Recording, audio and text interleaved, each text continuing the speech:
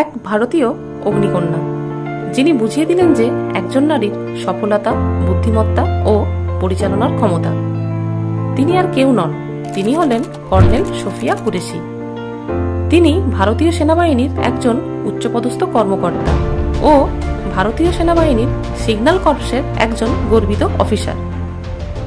Sophia Qureshi জন্মগ্রহণ করেন 1974-এ গুজরাটের ভাদোদরায় একটি মুসলিম ও সামরিক পরিবারে। তার পরিবার সেনাবাহিনীর সঙ্গে দীর্ঘদিন ধরেই যুক্ত। তার ঠাকুরদা এবং বাবা দুজনেই সেনাবাহিনীতে কর্মরত ছিলেন, তাই ছোটবেলা থেকেই সাহস ও নেতৃত্বের গুণ তার মধ্যে গড়ে ওঠে।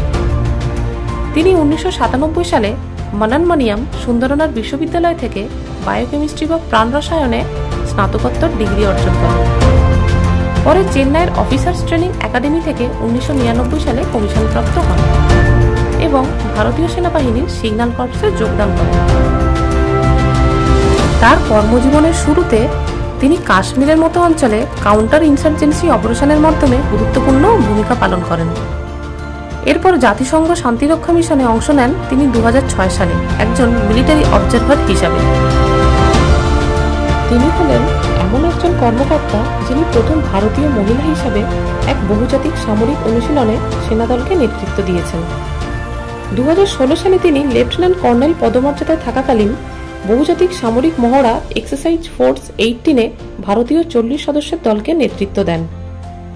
18টি দেশের অংশগ্রহণে অনুষ্ঠিত এই মহড়ায় তিনি একজন নারী কমান্ডার ছিলেন, যিনি কোনো দেশের হয়ে প্রতিনিধি দলের নেতৃত্ব দিয়েছেন।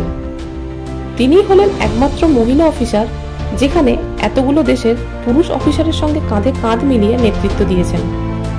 তিনি অপারেশন সিন্ধেগালে সিনিয়র মুখপাত্র হিসেবে গুরুত্বপূর্ণ ভূমিকা পালন করেছেন।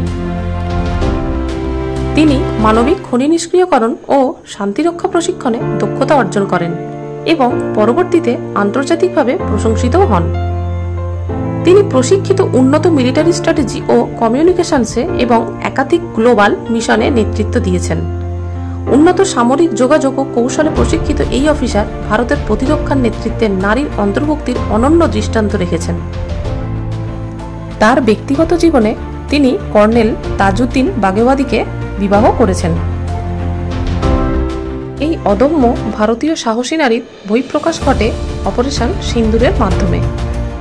2025 সালের মে মাসে পহেলগামে সন্ত্রাসী হামলার প্রতিক্রিয়ায় ভারতীয় সশস্ত্র বাহিনীর অপারেশন সিন্দুর চালায়। এই অভিযানের বিস্তারিত তথ্য সংবাদ সম্মেলনে উপস্থাপনা করেন কর্নেল সোফিয়া কুরেশি এবং উইং কমান্ডার ভূমিকা সিং।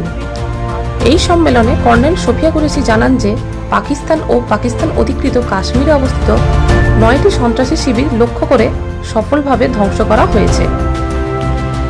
সেনাবাহিনীতে তার অবদানের জন্য তিনি কর্নেল সোফিয়া কুরেশি বিভিন্ন সম্মান ও পুরস্কারে ভূষিত হয়েছেন।